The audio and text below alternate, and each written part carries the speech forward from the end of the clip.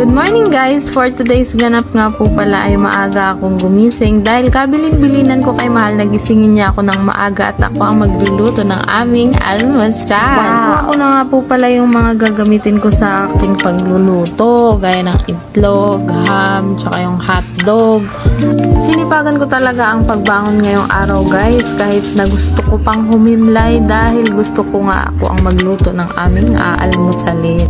Habang abala na nga ako guys sa lulutuin ko ay si Mahal bigla na lang sumisigaw na bilisan ko na daw at nagugutom na siya, marami pa daw siyang gagawin. Aba! Kung wala pa sigurong timelapse ay hindi bibilis yung kilos ko. Kung ano lang yung kaya ko, yun lang. Bahala ka dyan. Magtiyaga kang maghintay sa luto ko. Kung ayaw mo, edi wag.